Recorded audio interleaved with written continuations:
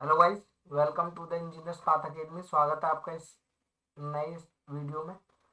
देखो, हम JSSC JEE के लिए आईसी इंजन पढ़ रहे थे। तो अभी तक हमने 5 to 6 लेक्चर अराउंड कर लिए हैं। तो अभी तक जितना हमने पढ़ा था उसके बाद का ये है। अभी देखो क्या है, जितना मैं पढ़ा चुका हूँ वो आपने अच्छे से पढ़ लिया होगा। इससे आगे देखो, अभी काफ़ी टाइम बाद ये वीडियो आ रहे हैं। तो अब देखो मैं क्या कर रहा हूँ कि जितने भी इम्पोर्टेंट टॉपिक हैं, जो जितना इम्पोर्टेंट है, जो एग्जाम पॉइंट ऑफ व्यू से आएगा, मैं उसको ही डील करने वाला हूँ अभी। और जो पॉइंट का चांस है कि डायरेक्ट यहाँ से क्वेश्चन आ सकते हैं, वो सब हम डिस्कस करने वाले हैं। पूरा कंप्लीट कराऊंगा आईसी इंजन, और मैकेनिकल इंजीनियरिंग का तो पूरा कंप्लीट करा दूंगा मैं। ठीक है। अभी क्या है, इसमें क्या है कि आपका ये जो क्लासेस होंगी ना, अब थोड़ा ड्यूरेशन बढ़ा दिया जाएगा। अभी तक हमारा 35 से 40 मिनट का क्लास हो सकता था। अभी क्या होगा, मैं 3 से 4 क्लास में पूरा आईसी इंजन खत्म कर दूंगा। ऑलमोस्ट 2 आवर या 1.5 आवर ले लेके मैं इसको खत्म कर दूंगा। ठीक है। अभी हम क्या पढ़ रहे थे, ऑटो साइकिल। तो देखो, ऑटो साइकिल में मैंने बताया था कि ऑटो साइकिल मेरा होता है, ऑटो साइकिल के अंदर मेरे 4 प्रोसेस होते हैं। अगर मैं बात करूं, मैंने बताया था होते 6 प्रोसेस है।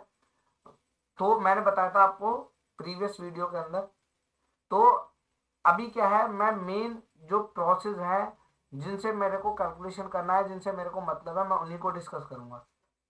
ठीक है। अभी देखो, मैंने पहला क्या बताया था आपको। अगर मैं पहले की बात करूं तो 1 से 2 तक, 1 से 2 तक मेरा क्या था, isentropic compression. Isentropic compression.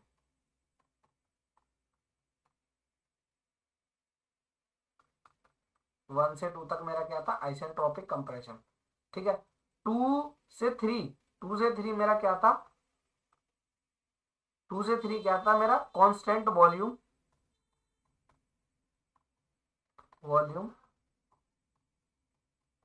Heat rejection, heat addition, H4 heat, A4 addition at constant volume. 3 to 4 मेरा क्या था, isentropic compression, isentropic expansion, isentropic expansion. ठीक है। जहां से मेरे को पावर मिलता था, जहां से मेरे को वर्क डन मिलता था। ठीक है। WP, E4 एक्सपेंशन, यहां मेरे को वर्क देना पड़ता था पिस्टन को, तो ये था कंप्रेशन, WC। 4 to 1 जो प्रोसेस है मेरा, वो मैंने आपको बता दिया था, वो हीट रिजेक्शन है। H4 heat rejection at constant volume. ये मेरे चारों प्रोसेस होते थे इसके अंदर।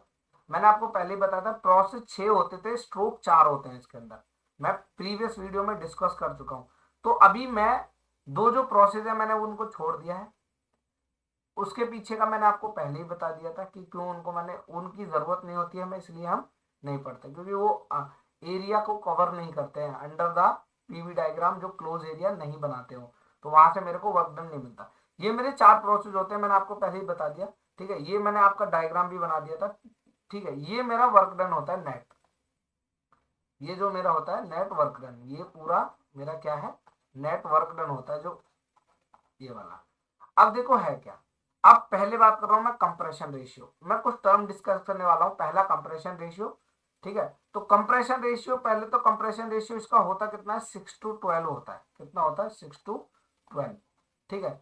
6 से 12 के बीच में होता है। मिनिमम 6 होता है, मैक्सिमम 12, इससे ज्यादा नहीं होता। ये इसकी लिमिट होती है। कहीं भी आपसे पूछा जाता है कि कंप्रेशन रेशियो आईसी इंजन में, आपका जो स्पार्क इग्निशन इंजन है उसका कंप्रेशन रेशियो कितना होता है, जो ऑटो साइकिल का कंप्रेशन रेशियो क्या होता है, तो आप बताओगे 6 to 12। इतना ही होता है अगर पूछा जाएगा, इनके बीच में मिलेगा। अब कंप्रेशन रेशियो होता क्या है मेरा, देखो मैं इसको रफ कर देता हूँ, फिर से समझाता हूँ आपको मेरा कंप्रेशन रेशियो क्या होता है।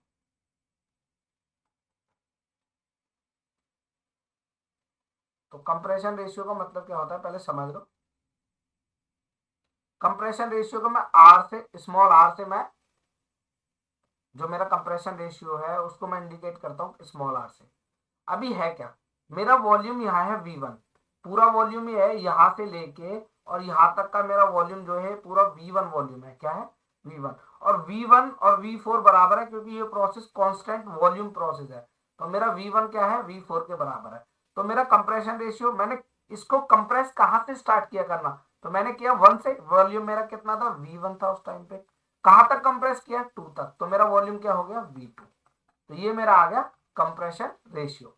क्या आ गया मेरा, कंप्रेशन रेशियो। अब यहां देखो मेरा V3 और V2 बराबर है, V3 एंड V2 बराबर है। तो V3 एंड V2 बराबर है, क्योंकि V3 और V2 ये देखो, ये भी एक कांस्टेंट वॉल्यूम प्रोसेस पे हीट एडिशन होता है, तो ये मेरा Vs होता है। ये जो क्लियरेंस वॉल्यूम है जो मैंने छोड़ा है, जिससे मेरा सिलेंडर हेड से ना टकराए मेरा पिस्टन, वियर एंड टीयर ना हो, तो वो मेरा वॉल्यूम होता है क्लियरेंस वॉल्यूम, जो इतना है मेरा किसके, V3 एंड V2 के बराबर। यहां से यहां तक आप देख सकते हैं। तो अगर मैं कंप्रेशन रेशियो को बात करूं, अब यहां से देखो, ये मेरा V3 से V4 तक क्या हो रहा है, मेरा एक्सपेंशन हो रहा है। क्या हो रहा है, मेरा एक्सपेंशन होता है। तो इसको अगर मैं एक्सपेंशन रेशियो की बात करूं, V V4 V3 and V4, मेरा वॉल्यूम हमेशा मैं क्या करूंगा, जो मेरा एक्सपेंशन रेशियो होगा या कंप्रेशन रेशियो होगा, वो रेशियो होगा हमेशा ग्रेटर देन 1। क्यों होगा ग्रेटर देन 1, क्योंकि मेरा जो हमेशा ऊपर वाला टर्म होगा वो ज्यादा होगा, नीचे वाला टर्म क्या होगा, मेरा कम होगा। बात समझ आ रही है। तो अब मेरा अगर एक्सपेंशन रेशियो की बात करूं, तो मेरा एक्सपेंशन रेशियो क्या होगा, V4 डिवाइडेड बाई V3, क्या होगा, V3। ये मेरा था एक्सपेंशन रेशियो। क्या है, एक्सपेंशन रेशियो। अब एक बात सुन लो, in case of auto cycle मेरे ये दोनों बराबर होते हैं। कैसे होते हैं, बराबर होते हैं। कैसे समझ लो, देखो V4 किसके बराबर है, V1 के बराबर है। V4 V1 के बराबर है, V3 किसके बराबर है, V2 के बराबर। यहां आप देख सकते हो V1 किसके बराबर, V4 के, V3 किसके बराबर, V2 के। तो मेरा एक्सपेंशन रेशियो और कंप्रेशन रेशियो दोनों क्या हो गए, मेरे सेम हो गए। तो मैं यहां लिख सकता हूँ आराम से कि मेरा RE जो होता है एक्सपेंशन रेशियो, वो मेरे कंप्रेशन रेशियो के बराबर होता है इन केस ऑफ ऑटो साइकिल। बात समझ आ रही है। तो ये कभी कभी एग्जाम में क्वेश्चन आ जाता है। तो मेरा कैसा कैसा होता है, जो कंप्रेशन रेशियो होता है वो मेरे किसके बराबर होता है, एक्सपेंशन रेशियो के बराबर होता है। क्लियर। अब देखो यहां से मैं एक कुछ ड्राइवेशन सा कर रहा हूं छोटा, जो exam of point of view से बहुत ज्यादा इंपॉर्टेंट है, डायरेक्टली पूछा जाता है। मेरा कंप्रेशन रेशियो आर क्या है, मेरा आर है मेरा V1 बाई V2। सही है। V1 मेरा किसके बराबर है, यहां से आते देखो, अगर मैं बात करूं, ये मेरा VC, और ये यहां से यहां तक पिस्टन आया, 1 से 2 तक पिस्टन ने मूवमेंट किया कि नहीं किया, यही तो है। और इसी को मैंने बोला था स्ट्रोक वॉल्यूम, यही तो है मेरा स्ट्रोक वॉल्यूम। प्रीवियस वीडियो आप देख सकते हो, उनमें मैंने अच्छे से बताया था। जब भी पिस्टन मेरा, ये पॉइंट है मेरा, कंप्रेशन करना स्टार्ट हुआ मेरा BDC से, ये मेरा TDC होता है, टॉप बॉटम सेंटर, और ये मेरा क्या होता है, मेरा बॉटम डेड सेंटर। जब भी मेरे यहां से पिस्टन कंप्रेस करेगा एयर फ्यूल मिक्सचर को, कहां तक करेगा, 2 तक, तो ये मेरा क्या है, 1 है। तो ये जो मेरा पिस्टन मूव करता है, बीच वाला जो वॉल्यूम होता है, जिसको मैं क्या बोलता हूँ, स्वेप्ट वॉल्यूम या स्ट्रोक वॉल्यूम। क्या बोलता हूँ, स्वेप्ट वॉल्यूम या स्ट्रोक वॉल्यूम। तो अब यहाँ देखो V1 मेरा क्या हो जाएगा, V1 मेरा क्या है, यहां से आता तो VS है, और इस साइड क्या है मेरा VC। तो मेरा ये क्या हो जाएगा, मेरा VC प्लस VS। हुआ कि नहीं हुआ। V2 किसके बराबर, यहां से यहां तक है मेरा V2, तो V2 किसके बराबर हो गया, मेरा VC के बराबर होगा। किसके बराबर होगा, VC के। अब मैं इसको सिंप्लीफाई कर दूंगा, तो R मेरा क्या हो जाएगा, इसको देखो मैं क्या ऐसे लिख सकता हूँ, VC by VC plus VS by VC। लिख सकता हूँ कि नहीं लिख सकता, ठीक है। अब मैं इसको ऐसे लिखूंगा, तो R मेरा क्या हो जाएगा, यहां से ये कैंसिल हो जाएगा एक दूसरे, तो ये हो जाएगा 1, और ये क्या हो जाएगा मेरा VS बाई VC। अब मैंने आपको स्टार्टिंग में एक टर्म बताई थी, क्लियरेंस रेशियो। क्या बताया था, क्लियरेंस रेशियो, क्लियरेंस रेशियो। इसको मैंने बोला था C बराबर होता था VC बाई VS। क्या होता था, VC मतलब ये मेरा वॉल्यूम कैसा होता था, क्लियरेंस वॉल्यूम, और ये नीचे होता था मेरा स्वेप्ट वॉल्यूम। तो अब ये देखो, ये उल्टा है कि नहीं है, ये है VS बाई VC। तो R मेरा क्या हो जाएगा, यहां से 1 plus 1 upon C4 clearance ratio, और यहां से मेरा ये ड्राइवेशन आएगा। ठीक है, ये आ गया मेरा यहाँ से ड्राइवेशन, जो बहुत इंपॉर्टेंट है, डायरेक्टली एग्जाम में पूछा जाता। आर मेरा कंप्रेशन रेशियो, ठीक है, सी मेरा क्लियरेंस रेशियो। क्लियर है। और इन केस ऑफ ऑटो मेरा जो कंप्रेशन रेशियो की वैल्यू होती है 6:12 होती है। इन केस ऑफ ऑटो मेरा कंप्रेशन और एक्सपेंशन रेशियो बराबर होते हैं। क्लियर है। अब मैं बात कर लेता हूँ थोड़ा, यहाँ जो इंपॉर्टेंट टर्म है वो है मेरा इफिशियंसी। किसकी? इफिशियंसी, जिससे क्वेश्चन सबसे ज्यादा आते हैं। तो ऑटो साइकिल की इफिशियंसी ऑफ ऑटो साइकिल अगर मैं बात करूंगा, तो इफिशियंसी जो किसी की साइकिल की होती है वो होती है वर्क डन, जितना मुझे वर्क डन मिला अपॉन जितना तुमने हीट सप्लाई या हीट ऐड किया। क्लियर है? तो ये मेरा आ गया, ये मेरा क्या है, ये मेरा है आपका इफिशियंसी। अब मेरे को इसको लिखना है इन टर्म ऑफ टेम्परेचर। कैसे लिखना है मेरे को? इन टर्म ऑफ टेम्परेचर, क्योंकि मेरे पास टेम्परेचर है। अगर मैं टेम्परेचर की बात करूं, यहाँ देखो आप डायग्राम पे, मेरा ये यहाँ का टेम्परेचर क्या है, मेरा T1। यहाँ का टेम्परेचर मेरा क्या है, यहाँ का टेम्परेचर मेरा क्या है, ये T2। यहाँ का टेम्परेचर मेरा क्या है, T3। और यहाँ का टेम्परेचर मेरा क्या है, T4। मैक्सिमम टेम्परेचर क्या है सबसे? T3, T max. Maximum pressure क्या है मेरा? P max. जो थर्ड पॉइंट है उस पर ही मेरा मैक्सिमम टेम्परेचर है और उसी पे मेरा मैक्सिमम प्रेशर है। ठीक है? अब ये मेरा ऑटो का इफिशियंसी है। अब मैं इन टर्म ऑफ ऑटो की इफिशियंसी को किस में लिखता हूँ? टेम्परेचर लिखता हूँ। तो ये आता है मेरा वन माइनस, हमेशा याद रखना, T1 बाई T2। समझ आइए क्या आता है मेरा? ऑटो की इफिशियंसी, ऑटो की इफिशियंसी आती है मेरी हमेशा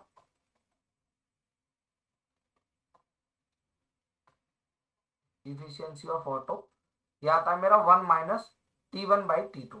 अब यहाँ देखो, जो मेरा T2/T1 होता है, जो मेरा T2/T1 होता है, वो हमेशा मेरे किसके बराबर होता है? वो होता है मेरे कंप्रेशन रेशियो R की पावर गामा-1।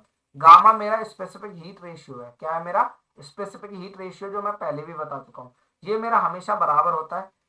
ये सब ना ड्राइवेशन करके आता है, तो उसकी आपको जरूरत नहीं है, क्योंकि उसमें बहुत ज्यादा टाइम लगेगा। ठीक है? तो ये सब जो चीजें मैं डायरेक्ट रिजल्ट लिख रहा हूँ, ये आप लर्न कर लेना, ये डायरेक्ट पूछे जाते हैं। ठीक है? अब मेरा T2/T1 क्या होता है मेरा? आर की पावर गामा। ये गामा है, नॉट आर। ऐसे गामा ऐसे बनता है, तो ये है गामा। अब मैं यहां लिख दूंगा इसको, तो मेरा ऑटो की इफिशियंसी क्या हो जाएगी? इफिशियंसी ऑफ ऑटो 1 - ये T1/T2 है, ये T2/T1 है, तो इसको उल्टा कर दूंगा। यहां से मैं T1/T2 की वैल्यू निकालूं तो मेरा क्या आ जाएगा? 1/R की पावर गामा-1। यही आया, तो मैं लिख दूंगा 1/R की पावर गामा-1। ये मेरी किसकी इफिशियंसी आ गई? ये मेरी इफिशियंसी किसकी आ गई? ये मेरी आ गई ऑटो साइकिल की इफिशियंसी। ये दोनों फॉर्मूले आप याद कर लेना अच्छे से। ठीक है? यही आपको इंपॉर्टेंट है ऑटो साइकिल के लिए। आपको आई होप कि ये समझ आ गया होगा।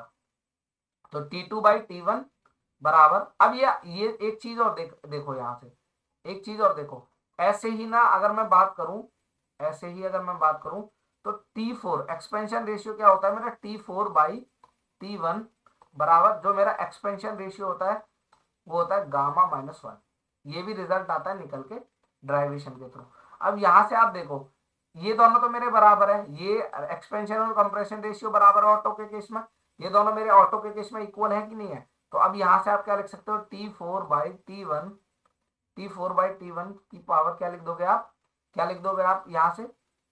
आर की पावर गामा-1। तो ये भी मेरा रिजल्ट आता है यहाँ से बराबर है T4/T1। अब यहाँ देखो T1 किसके बराबर है ये मेरा? सॉरी, T4 नहीं, T4/T3। सॉरी, रुको एक मिनट, इसको मैं थोड़ा सही से लिख देता हूँ।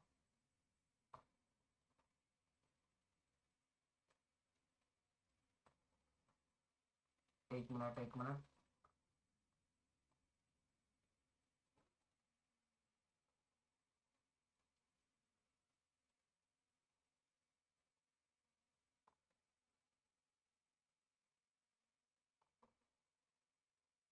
यहाँ देखो, यहाँ लिख दे रहा हूँ मैं, इसको छोड़ दो।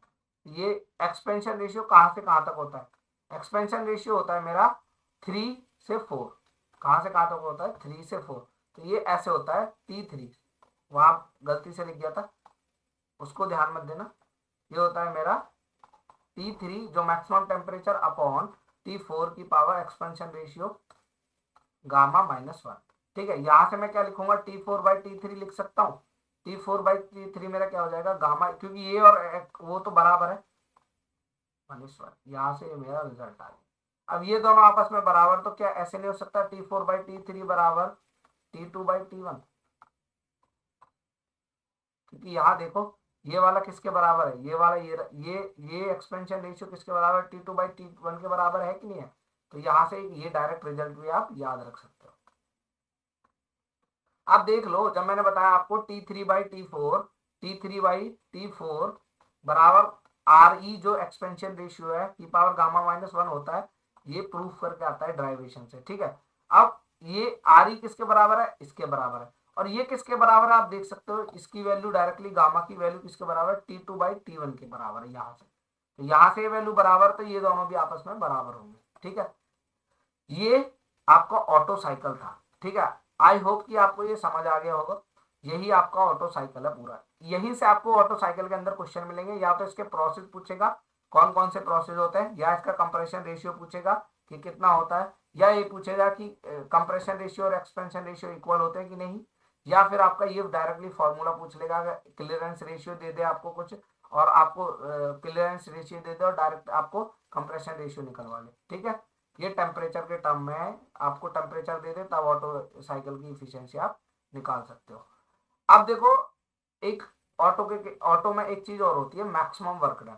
एक कंडीशन होती है जहां पे हमें वर्क डन जो होता है, इफिशियंसी निकालते हैं ना, ये वर्क डन वो वर्क डन होता है नेट वाला, नेट वर्क डन, ठीक है। तो ये जो नेट वर्क डन, ये जो मिलता है हमें, ये आप साइकिल, ये साइकिल है ना, ये क्लोज साइकिल जो बना है, ये वर्क डन है, यही वैल्यू होती है।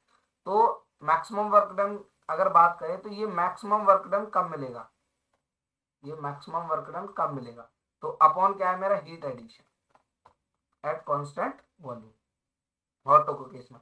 तो ये वर्क डन जब कब मिलेगा, इसकी एक कंडीशन होती है, जब मेरा T2 का जो टेम्परेचर है, T2 टेम्परेचर मेरे किसके बराबर हो जाए, √T1 × T3, किसके बराबर हो जाए, T2 × T3।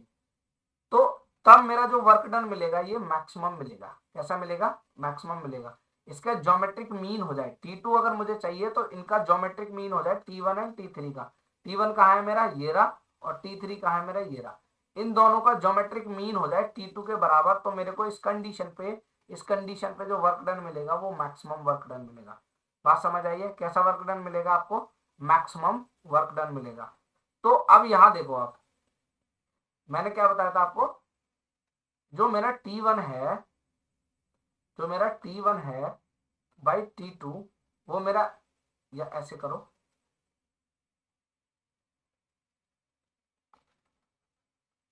मेरा T1/T2 है, ये मैंने लिखवाया था आपको 1/R⁻⁻1, ये लिखवाया था कि नहीं लिखवाया था।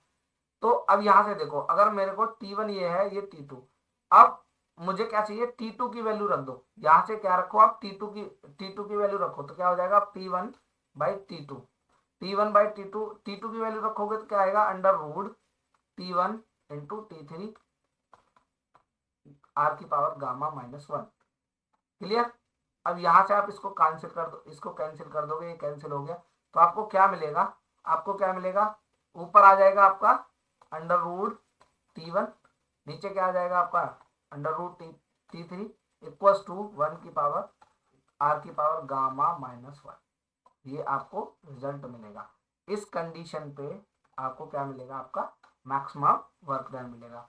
आई होप कि आपको ये चीज समझ आ गई होगी। क्लियर है, ये कंडीशन मैक्सिमम वर्क डन की है, ठीक है। ये कंडीशन किसकी है, आपकी मैक्सिमम वर्क डन की है। आई होप कि आपको ये समझ आ गया होगा। अब हम आगे चल रहे हैं, आगे चलते हैं, हमारा जो नेक्स्ट वाला साइकिल है उसके बारे में बात कर लेते हैं। अगला साइकिल हमारा डीजल साइकिल। क्या है हमारा, डीजल साइकिल। अगर मैं उसके बारे में बात करूं तो हमारा क्या है, डीजल साइकिल। क्लियर। तो डीजल साइकिल देखो, डीजल साइकिल और ऑटो, डीजल साइकिल जो वर्क करता है वो डीजल पे करता है, ऑटो साइकिल मेरा पेट्रोल। इसी को मैं क्या बोलता हूं, वो था स्पार्क इग्निशन, ये है compression ignition, compression ignition.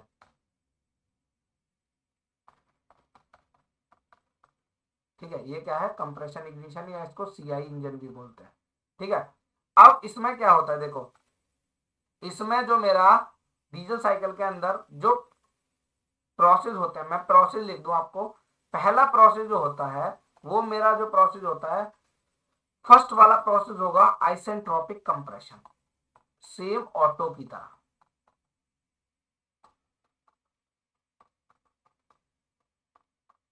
Isentropic compression मतलब पीवी की power gamma equal to constant. दूसरा प्रोसेस जो होता है इसमें, ये होता है आपका heat addition, heat addition H4 heat A4 addition at constant pressure,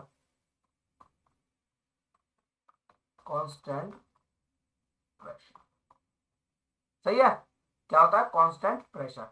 अगर थर्ड वाले प्रोसेस की बात करूं तो वो होता है आइसेंट्रोपिक एक्सपेंशन, जिससे मेरे को पावर मिलता है। ये भी कैसा होता है मेरा, पीवी की power gamma equal to constant. Fourth वाला प्रोसेस होता है मेरा heat rejection, H4 heat R4 rejection at constant volume, जैसे हमारा ऑटो में होता था। तो सिर्फ एक ही प्रोसेस चेंज है, वो है heat addition at constant, heat addition at constant pressure. ये वाला प्रोसेस चेंज है बस, बाकी सेम ऑटो की तरह है सारे के सारे प्रोसेस। ठीक है। अब एक और इसमें आपको मैं बता दूं, पहले मैं इसका पीवी डायग्राम बना लेता हूं, फिर आपको मैं इसको समझाता हूं। अगर मैं पीवी डायग्राम ड्रॉ करूं, ये मेरा प्रेशर है इस एंड पे और इस पे मेरा वॉल्यूम है। तो मैं अगर इसका पीवी डायग्राम ड्रॉ करूं, पहला प्रोसेस मैंने बताया था यहां से स्टार्ट होगा 1 से, और 1 से 2 तक जाएगा, और ये कैसा होगा मेरा आइसेंट्रोपिक कंप्रेशन। ठीक है। अब ये 2 से 3 तक जो जाएगा, ये हीट एडिशन जाएगा कांस्टेंट प्रेशर। प्रेशर कांस्टेंट होना चाहिए यहां से इस तरह से। मैंने आपको सारे प्रोसेस बता दिए हैं, तो ये कैसा होगा कांस्टेंट प्रेशर हीट एडिशन। तो अब इसके बाद होगा ये इस तरह से, ये वाला एक्सपेंशन। कैसा होगा एक्सपेंशन, ये क्या होगा मेरा एक्सपेंशन होगा। ये भी कैसा होगा आइसेंट्रोपिक, क्या होगा पीवी की power gamma equals to constant. अब ये देखो, ये मैंने यहां से स्टार्ट किया, तो मैं थोड़ा पीछे बढ़ा दे रहा हूं जो अच्छा लगे। तो ये वाला प्रोसेस मेरा क्या है, आइसेंट्रोपिक एक्सपेंशन।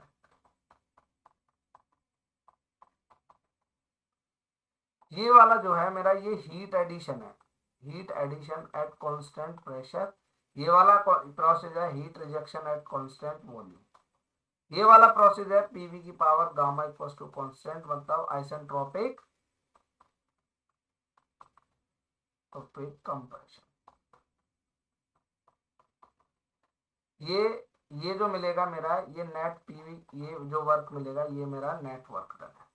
ये क्लोज साइकिल जो बना है, ये मेरा क्या मिलेगा नेट वर्क डन। ठीक है। अब एक चीज और बता दे रहा हूं मैं तुमको, आइसेंट्रोपिक प्रोसेस जो होता है ना, आइसेंट मैंने शायद प्रीवियस वीडियो में आपको बता दिया ये। तो जो आइसेंट्रोपिक प्रोसेस होता है,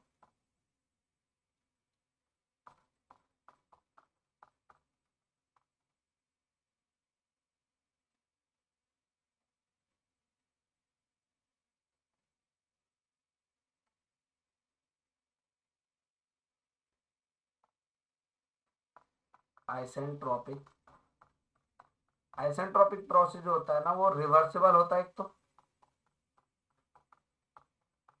दूसरा आपका एडियाबैटिक। ठीक है, तो ये मैंने प्रीवियस जो लेक्चर है उन सब में डिस्कस कर लिया। अब यहाँ देखो, इसमें क्या होता है, इसमें होता है ना, ये 4 प्रोसेस होते हैं, याद रखो अच्छे से, यही चारों प्रोसेस पूछे जाएंगे आपसे। और ये मैंने आपका पीवी डायग्राम जो आपको समझा दिया, 1 से 2 तक आपका कंप्रेशन हो रहा है। ठीक है, यहाँ का टेम्परेचर T1 है, यहाँ का टेम्परेचर T2 है, यहाँ का टेम्परेचर, इसका टेम्परेचर T2 है, इसका T3 है, इसका T4 है। अब heat addition at constant pressure हो रहा है, कैसे होता है उसके बारे में हम डीप ज्यादा जाएंगे नहीं, क्योंकि अगर मैं प्रोसेस समझाने लगे कि कैसे होता है तो बहुत टाइम लगेगा, एग्जाम में पूछता नहीं है वो चीजें। तो अब आप देखो जो मैं बता रहा हूँ, आप वो चीजें आप पढ़ते जाओ मेरे साथ। अब देखो होगा क्या है, अब ये heat addition at constant pressure हो रहा है, ये जो पॉइंट है ना, ये मेरा कट ऑफ पॉइंट है, इसको बोलता हूँ पॉइंट जो 3 है, ये मेरा है कट ऑफ पॉइंट। क्या है मेरा ये cut off point, cut off point. Cut off point एक ऐसा पॉइंट होता है जहां पे मैंने जो मेरा फ्यूल आ रहा है उसको बंद कर दिया, फ्यूल की सप्लाई को बंद कर दिया, तो इसको मैं बोलूंगा कट ऑफ पॉइंट। तो अब यहाँ देखो ये मेरा क्या है, V2 है, ये मेरा V2 पॉइंट है तो V2 हो गया, ये मेरा हो गया, यहाँ पे 3 पॉइंट है तो ये मेरा V3 हो गया, ये मेरा 4 पॉइंट और 1 पॉइंट अभी भी बराबर है, तो V1 V4 मेरे इक्वल है। तो ये मेरा जो है वो अभी भी VC है, क्लियरेंस वॉल्यूम। ये मेरा नया वॉल्यूम आया है जिसको मैंने VF बोला है, और जो क्या है मेरा, ये कैसा वॉल्यूम है मेरा, कौन सा वॉल्यूम है, जो कट ऑफ वाला वॉल्यूम है वही वॉल्यूम है। ठीक है, अब कट ऑफ पॉइंट। अब एक चीज समझ लो, मैं थोड़ा आपको एक चीज समझा दूं, रफली डायग्राम बना के एक्चुअली होता कैसे है ये प्रोसेस। तो ऐसे समझो, ये मेरा सिलेंडर है, ये पॉइंट मेरा है BDC, ये पॉइंट मेरा है TDC। यहाँ मेरा, यहाँ लगा रहता है मेरा स्पार्क प्लग की जगह फ्यूल इंजेक्टर। क्या लगा रहता है मेरा, फ्यूल इंजेक्टर। क्या लगा रहता है मेरा, फ्यूल इंजेक्टर। अब फ्यूल इंजेक्टर का काम क्या होता है वो समझ लो। ठीक है, अब देखो यहां से जैसे ही एयर आएगी, पहले मेरा पिस्टन एयर को सक करते करते कहां तक जाएगा, मेरा पिस्टन BDC पे पहुंच जाएगा। अब इसको ये कंप्रेस करेगा, इसमें ना एयर है भी, क्या है मेरी, सिर्फ यहां से एयर हुई, एयर है पूरे के पूरे अंदर इसमें। अब क्या किया, ये पिस्टन आगे की तरफ मूव करेगा, जैसे जैसे मूव करता हुआ जाएगा ऊपर की तरफ मूव करेगा। ठीक है, ये मूव करता हुआ जाएगा आगे की तरफ इस तरह से, और ये मूव करता हुआ कहां पहुंच जाएगा मेरा, ये मूव करता हुआ मेरा कहां पहुंच जाएगा, ये मूव करता हुआ मेरा कहां पहुंच गया, TDC पे पहुंच गया। ठीक है, यहां समझो TDC पे पहुंच गया ये इस तरह से। ठीक है, ये मेरा TDC पे पहुंच गया, यही मान लो TDC। ठीक है, इसको रहने दो।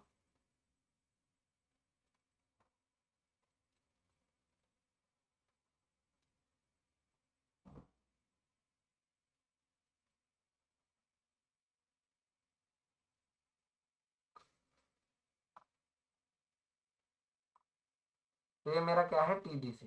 अब देखो जैसे ही पिस्टन TDC पे आएगा, ये फ्यूल इंजेक्टर क्या करेगा, फ्यूल की सप्लाई देना शुरू कर देगा। क्या करेगा, फ्यूल की सप्लाई देना शुरू कर देगा इस तरह से। ठीक है, ये मेरा क्या करेगा, फ्यूल की सप्लाई यहाँ से देना शुरू कर देगा इस तरह से। अब ये फ्यूल की सप्लाई देता है, अब फ्यूल की सप्लाई आएगी इधर, फ्यूल इंजेक्टर इस तरह से मेरा फ्यूल ये स्प्रे करता है फ्यूल का, और ये मेरा क्या होता है, इसमें डीजल होता है। अब देखो डीजल, अब जो देखो ये डीजल जैसे ही इसमें आएगा एकदम फायरिंग हो जाएगा, मतलब ये बंद कर जाएगा। वहां स्पार्क की जरूरत पड़ी थी, यहां स्पार्क की जरूरत नहीं पड़ेगी, बिकॉज ऑफ दैट, क्योंकि डीजल का जो टी टेम्परेचर होता है सेल्फ इग्निशन,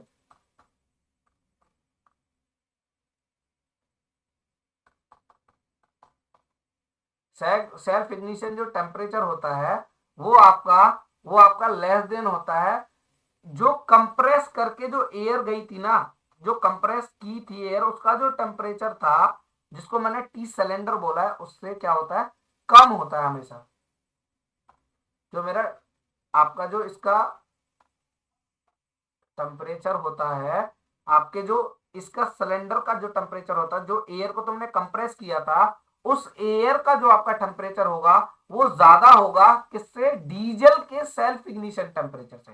किससे, डीजल के self ignition temperature. Self ignition temperature वो होता है जिसमें फ्यूल अपने आप बंद करने लग जाए, आपको जरूरत ही ना पड़े उसको बंद कराने की, एकदम फ्यूल बंद हो जाए उसी इन्वायरमेंट में आते ही। जैसे ही उसका टेम्परेचर ज्यादा हुआ, फॉर एग्जाम्पल एक ह्यूमन है, अगर इन्वायरमेंट का टेम्परेचर 100 डिग्री हो जाए, इन्वायरमेंट का या सराउंडिंग का टेम्परेचर, तो हमारी स्किन अपने आप गलने लगती है, मेल्ट होने लग जाएगी। तो सेम ऐसे ही मान लो कि जो मेरा सेल्फ इग्निशन टेम्परेचर है वो कम होता है टी सिलेंडर से, जैसे ही ये आता है तो ये पाता है अंदर कि अरे ये तो टेम्परेचर बहुत ज्यादा है और ये क्या करने लग जाता है, मेरा डीजल बर्न करने लग जाता है। क्या करने लग जाता है, मेरा डीजल बर्न करने लग जाता है। बात समझ आ रही है? अब ये जो प्रोसेस होता है ना, हीट एडिशन जो हो रहा है, ये होता है कांस्टेंट प्रेशर पे। किस पे होता है? कांस्टेंट, मैंने बताया था आपको, कांस्टेंट प्रेशर। अब प्रेशर कैसे कांस्टेंट होता है? प्रेशर कांस्टेंट ऐसे होता है, PV equal to M R T मैं लगाऊं, अगर प्रेशर को मैं कांस्टेंट कर दूं तो मेरा क्या हो जाएगा, V directly proportional to T हो जाएगा कि नहीं हो जाएगा? जैसे ही जैसे मेरा वॉल्यूम बढ़ेगा, जैसे जैसे मेरा वॉल्यूम बढ़ता जाएगा, नीचे की तरफ ये जाएगा, तो मेरा टेम्परेचर क्या करेगा, मेरा टेम्परेचर भी बढ़ता चले जाएगा, क्योंकि फ्यूल की सप्लाई आ रही है। प्रेशर क्या रख दिया मैंने, कांस्टेंट। तो इस तरह से ये वर्क करता है। मतलब जैसे जैसे, मतलब टीडीसी पे अगर मेरा पिस्टन है, तो जैसे ही फ्यूल की सप्लाई आई, पिस्टन नीचे की तरफ डाउनवर्ड मूव करने लग जाएगा, जिससे क्या होगा, इसका वॉल्यूम इंक्रीज होगा। वॉल्यूम इंक्रीज करने की वजह से मेरा प्रेशर क्या रहेगा, कांस्टेंट रहेगा। क्या रहेगा? प्रेशर मेरा कांस्टेंट रहेगा। बात समझ आई? इस तरह से होता है। और कट ऑफ पॉइंट जो मैंने आपको बताया था, ये कट ऑफ पॉइंट जो मैंने आपको बताया था अभी, ये वाला कट ऑफ पॉइंट, ये कट ऑफ पॉइंट वो पॉइंट है जहां पे मैं फ्यूल की सप्लाई को बंद कर दूंगा। क्योंकि मैं फ्यूल की सप्लाई बीडीसी तक थोड़ी ना दूंगा, मैंने यहां तक मान लो कोई फ्यूल की सप्लाई दी, उसके बाद मैंने बंद कर दी, तो उसको बोलता हूँ कट ऑफ पॉइंट। बात समझ आ गई आपको? I hope. अब देखो फ्यूल इंजेक्टर जो होता है इसमें, फ्यूल इंजेक्टर का काम देख लो थोड़ा क्या करता है। फ्यूल इंजेक्टर का जो काम होता है, फ्यूल इंजेक्टर में ना रफ ओपनिंग होती है। कैसी ओपनिंग होती है? रफ ओपनिंग होती है। अब ये रफ ओपनिंग में जैसे ही फ्यूल आता है, इस तरह से रफ ओपनिंग होती है, इस तरह से। इस तरह से मेरा ये मान लो फ्यूल इंजेक्टर का है, तो ये रफ ओपनिंग है। तो इसमें से जैसे फ्यूल आएगा, तो ये एटोमाइज होगा। क्या होगा इसको? एटोमाइजेशन। क्या होगा इसको? एटोमाइजेशन। एटोमाइजेशन की होने की वजह से क्या हो जाएगा, इसका जो सरफेस एरिया है, सरफेस एरिया वो क्या करेगा, मेरा इंक्रीज कर जाएगा। क्या करेगा? सरफेस एरिया मेरा इंक्रीज कर जाएगा। सरफेस एरिया इंक्रीज करने की वजह से क्या होगा, ये मेरा वापर में कन्वर्ट हो जाएगा, वेपराइजेशन हो जाएगा इसका। क्या हो जाएगा? वेपराइजेशन। क्या हो जाएगा? वेपराइजेशन। क्या हो जाएगा इसका? वेपराइजेशन हो जाएगा। और इसी वेपराइजेशन की वजह से अब क्या होगा, आपका जो फ्यूल है वो मेरा क्या हो जाएगा, यूनिफॉर्मली डिस्ट्रीब्यूटेड।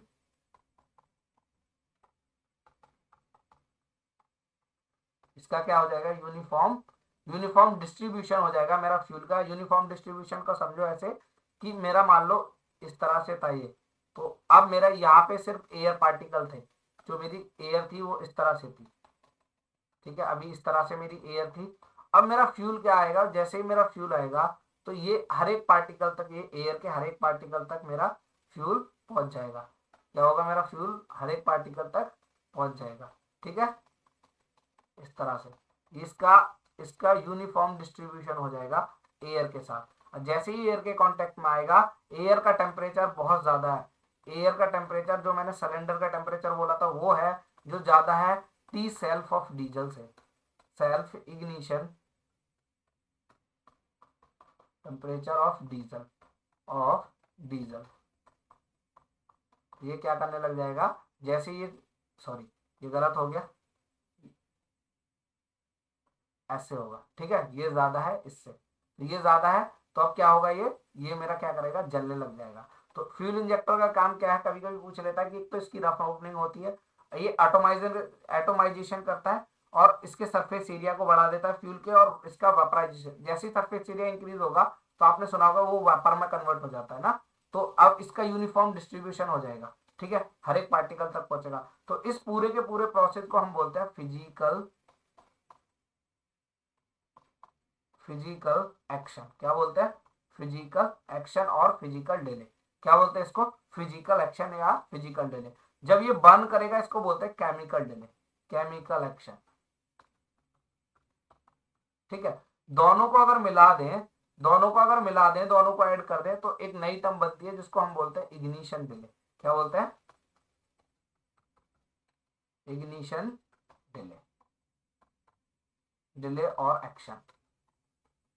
ठीक है, केमिकल एक्शन या केमिकल डिले, फिजिकल एक्शन या फिजिकल डिले, दोनों को अगर मैं मिला दूं, तो मेरे को क्या मिलता है आपका, ये मेरे को मिलता है इग्निशन डिले। क्या मिलता है? Ignition delay. अब इसमें अगर देखा जाए इग्निशन डिले मतलब फ्यूल के आने तक उसके फिजिकल डिले और केमिकल डिले होने तक जितना टाइम लगा उसको बोलेंगे हम इग्निशन डिले। बात समझ आ रही है? फ्यूल के आने, फ्यूल सप्लाई के होने से और बर्न होने तक जितना टाइम लगा उसको बोलेंगे हम ignition delay. Beginning of fuel, sorry beginning of fuel से लेके एंडिंग जब तक वो बर्न होगा उस तक जितना टाइम लगेगा उसको बोलेंगे ignition delay. Ignition delay of CI engine, CI engine मतलब कौन सा? डीजल इंजन का ज्यादा होता है as compared to ignition delay of spark ignition, Otto वाला जो साइकिल होता है उसके से। बिकॉज ऑफ दैट वहां पे जो फ्यूल होता है ना वो आपका ऑलरेडी ऑलरेडी पहले से ही मिक्सअप होता है अच्छी तरह से, क्योंकि उसमें लगा होता है कार्बोरेटर। क्या लगा होता है? कार्बोरेटर। आपने नाम सुना होगा, जो कार्बोरेटर होता है वो पहले से फ्यूल की इतनी अच्छे से मिक्सिंग और उसका यूनिफॉर्मली डिस्ट्रीब्यूट कर देता है, जिससे क्या होता है वो डायरेक्टली सप्लाई देता है इंजन को। तो सिर्फ उसमें क्या होता है आपका फिजिकल एक्शन नहीं होता, इसमें क्या होता है, इसमें कोई फिजिकल एक्शन नहीं होता, तो इसमें सीधा का सीधा क्या होता है? Chemical action. केमिकल एक्शन सीधा का सीधा बर्न करता है, तो इसमें केमिकल एक्शन होता है। तो बोल सकते हैं कि जो स्पार्क इग्निशन इंजन का है, स्पार्क इग्निशन इग्निशन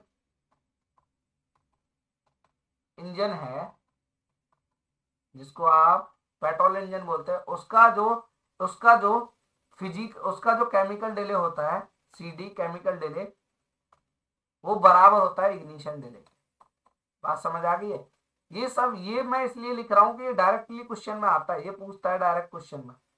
ठीक है, क्लियर है? तो मेरा फ्यूल इंजेक्टर भी हो गया, मेरा ये इग्निशन डिले वगैरह भी हो गया सब। ठीक है, अब सीधा इसकी एफिशिएंसी की बात कर लेते हैं। ठीक है, लास्ट क्या है आपका?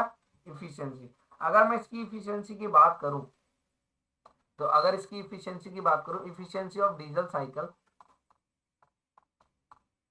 ठीक है, तो क्या होगा मेरा? Work done by heat addition, और हीट एडिशन किस पे? कांस्टेंट प्रेशर पे। बात समझ आ रही है? तो इसको मैं ऐसे ही लिख देता हूं, जो सॉल्व करता हूं इसको, तो 1 माइनस, जब इसको मैं सॉल्व करता हूं तो मेरे को क्या मिलता है इसका? हाँ, एक चीज रह गई, कट ऑफ रेशियो के बारे में। थोड़ा कट ऑफ रेशियो के बारे में रह गया, इसको अभी थोड़ा डिस्कस करता हूँ। एक मिनट, कट ऑफ रेशियो के बारे में मैं बताना भूल गया थोड़ा। कट ऑफ रेशियो एक टर्म आती है, कट ऑफ रेशियो, इसको मैं बोलता हूँ रो से, इससे रो से।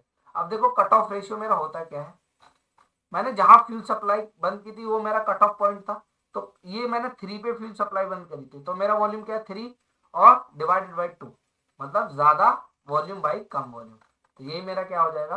कट ऑफ रेशियो हो जाएगा। तो V3/V2 ये मेरा आ गया कट ऑफ रेशियो। अब इसका, हाँ, इसका कंप्रेशन रेशियो की बात करूं, R4 कंप्रेशन रेशियो डायरेक्ट लिख रहा हूं, तो मेरा क्या होगा इसका? V1/V2। अगर इसके एक्सपेंशन रेशियो की बात करूं, RE एक्सपेंशन रेशियो की बात, R4 आपका जैसे कंप्रेशन रेशियो है, E4 एक्सपेंशन से, तो मेरा कहां से कहां तक एक्सपेंशन हो रहा है आप देख लो, 3 से 4 तक। कहां तक हो रहा है? 3 से 4 तक। तो मेरा एक्सपेंशन रेशियो क्या हो जाएगा? मेरा V4/V3। क्लियर है? इस बार ये इक्वल है क्या? इस बार ये इक्वल है नहीं, बिकॉज ऑफ दैट आप देख सकते हो V4 V1 तो इक्वल है, बट V3 और V2 बराबर नहीं है। तो V3 और V2 अब की बार बराबर नहीं है, तो ये मेरा क्या है? आपका अलग अलग होंगे। अब यहाँ देखो कट ऑफ रेशियो है, ठीक है, अब आर ही है, आर ही मेरा क्या? देखो आर ही क्या है मेरा? V4/V3। अब मैं इसमें मल्टीप्लाई कर दूं V2 का ऊपर, V2 का नीचे, तो मैं अगर इसको देखो फर्दर सिंप्लीफाई करूं तो मेरा आर ई जो हो जाएगा V, इसको देखो, इसको मैं इसके साथ लेके जा रहा हूँ, ठीक है, और इस वाले को मैं इसके साथ लेके जा रहा हूँ। ठीक है, तो ये मेरा क्या हो जाएगा? आर ई अगर मैं यहाँ लिखूं तो V4/V2 मल्टीप्लाई बाई V2/V3। ठीक है, अब V4/V2, V4 और V1 तो मेरे बराबर है, V4 और V1 बराबर है। यहाँ देखो V4 अगर V1 बराबर है तो क्या मैं V4 की जगह V1 लिख सकता हूँ? तो मैं इसको ऐसे लिख सकता हूँ V1/V2। ठीक है, और V2/V3, V2/V3, तो मेरा क्या है? यहाँ देखो, ये यहाँ भी मेरा क्या है? ये V4 है, तो इसकी जगह मैं क्या लिख सकता हूँ, V1 लिख सकता हूँ कि नहीं लिख सकता, लिख सकता हूँ।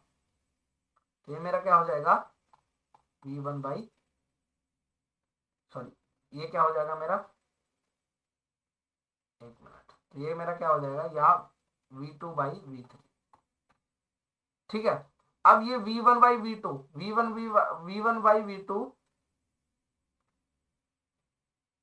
आर ई बराबर, ये मेरा V1 बाई V2, एक मिनट,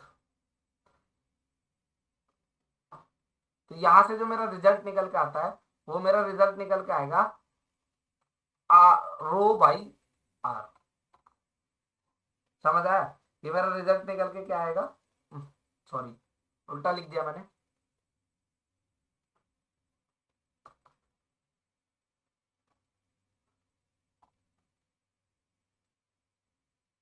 इसको काट दो। तो मेरा देखो V1 by V2, V1 by V2 अगर मैं बात करूं तो यहां देखो ये V1 बाई V2,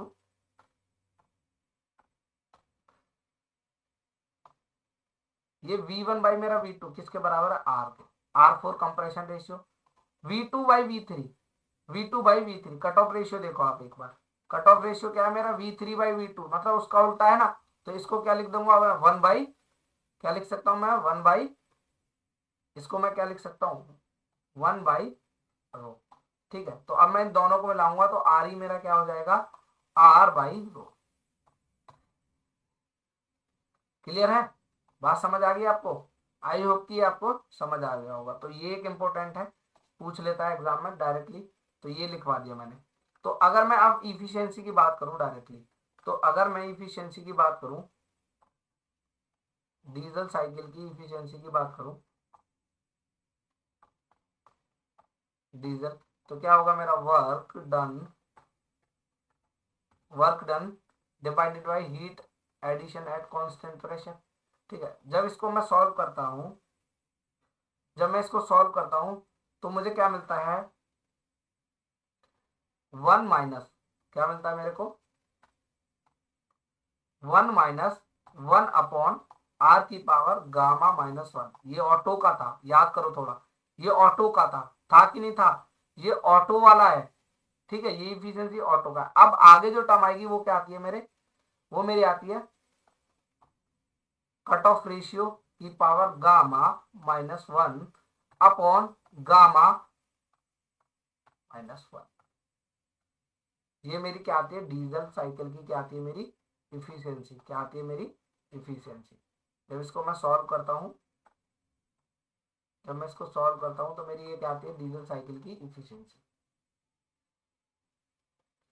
ठीक है। एक बार यहां लिख दे रहा हूं मैं, डीजल,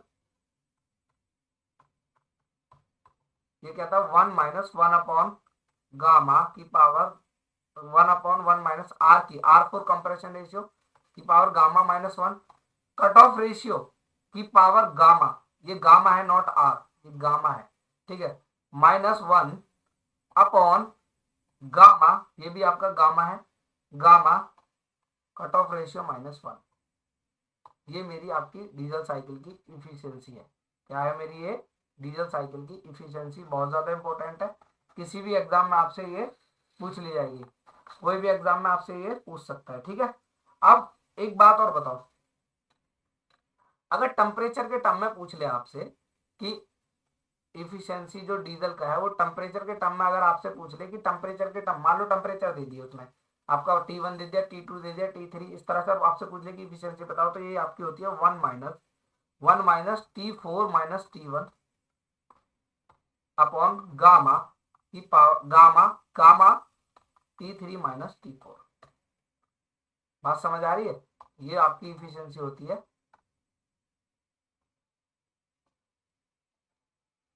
ये आपकी इफिशियंसी होती है डीजल साइकिल की, ठीक है।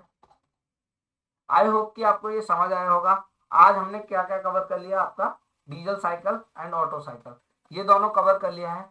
बाकी बाकी आपका एक डुअल साइकिल है जो मैं अगली क्लास में डिस्कस करूंगा, उसके बाद 2-3 साइकिल और है छोटे छोटे, ठीक है, उनको भी डिस्कस करके हम फर्दर फिर जो परफॉर्मेंस पैरामीटर है उनको पढ़ेंगे, ठीक है। थोड़ा प्रॉब्लम आ रहा है सिस्टम में थोड़ा, इसलिए मेरे को ये क्लास यहीं पे बंद करनी पड़ रही है, ठीक है। तो आई होप कि आपको ये सेशन अच्छा लगा होगा, समझ आया होगा। बाकी का देखो जो बाकी का देखो मैकेनिकल क्या है उसको मैं कंप्लीट कराने की कोशिश करूंगा। जल्दी मैं आरएसी और पावर प्लांट का भी स्टार्ट करूंगा, ठीक है। तो फिर हम इसका क्वेश्चन प्रैक्टिस करते रहेंगे आराम से, ठीक है। देखो और रही बात, देखो सिविल और इलेक्ट्रिकल का क्या है, बेसिकली बेसिक इलेक्ट्रिकल तो मैं पढ़ा दूंगा आराम से, कोई दिक्कत नहीं है मुझे उसको पढ़ाने में। बट जो उसका एडवांस है, जो इलेक्ट्रिक मशीन्स वगैरह है, तो वो मैं नहीं पढ़ा पाऊंगा, बिकॉज इलेक्ट्रिकल वाला कोई कोर वाला बंदा ही पढ़ा पाएगा, तो कोई अच्छा टीचर नहीं मिल रहा है मुझे। अगर आपकी नज़र में कोई अच्छा टीचर हो तो वो मेरे को कांटेक्ट कर सकता है, ठीक है। अभी तक मेरे को ना तो सिविल में कोई अच्छा टीचर मिल रहा है और ना ही आपका इलेक्ट्रिकल में। तो अगर आपकी नज़र में कोई टीचर हो तो वो मेरे को कांटेक्ट कर सकता है 7456905729। इस नंबर पे आप व्हाट्सअप कर सकते हैं, ठीक है। तो आप इस नंबर पे व्हाट्सअप कर सकते हैं 7456905729 पे। तो अगर कोई अच्छा टीचर आपकी नज़र में है या कोई आप टीचर हो तो आप मेरे से कांटेक्ट कर सकते हैं, ठीक है। आई होप कि ये सेशन आपको पसंद आया होगा। शुक्रिया। देखो और एक चीज और, कि वीडियो को ना आप शेयर कर दिया करो ज्यादा से ज्यादा और चैनल को सब्सक्राइब कर लिया करो, ठीक है। तो इससे क्या होगा, थोड़ा हमें मोटिवेशन मिलता रहेगा। अगर व्यू आएंगे अच्छे और आपकी जो वीडियो शेयर होगी ज्यादा से ज्यादा और लाइक होगी, तो हमें भी थोड़ा मजा आएगा काम करने में, ठीक है। तो आप ये जो जो मैंने आज डिस्कस किया है वो आप एक बार अच्छे से देख लेना, ये सारी चीजें इंपॉर्टेंट है, बाकी कुछ छोड़ा नहीं है मैंने। जो एग्जाम पॉइंट ऑफ व्यू से इंपॉर्टेंट है वो मैंने सारा डिस्कस किया। हाँ, कुछ लोग परेशान होंगे कि अभी मैं पीवी डायग्राम ही बनवाता हूँ, सिर्फ टीएस डायग्राम नहीं बनवाता। तो टीएस डायग्राम मैं बनवा दूंगा, उसका मैं प्रोसेस बताऊंगा कि बेसिकली ये, जैसे मैंने आपका इसका बताया था ना, सारे के सारे स्टार्टिंग में प्रोसेस बताए थे कि कैसे कैसे होते हैं, पीवी डायग्राम पे बताए थे। तो ऐसे ही मैं टीएस डायग्राम पे सारे प्रोसेस बताऊंगा कि कैसे होते हैं। तो 20 से 25 मिनट उसके लेक्चर में लगेंगे, तो आप टेंशन ना लें। बाकी आप देख ले एक बार ऑटो साइकिल अच्छे से और डीजल साइकिल को, ठीक है। फिर हम डुअल साइकिल पे बात करते हैं नेक्स्ट वीडियो में। तब तक के लिए शुक्रिया, थैंक यू। मिलते हैं नेक्स्ट वीडियो में।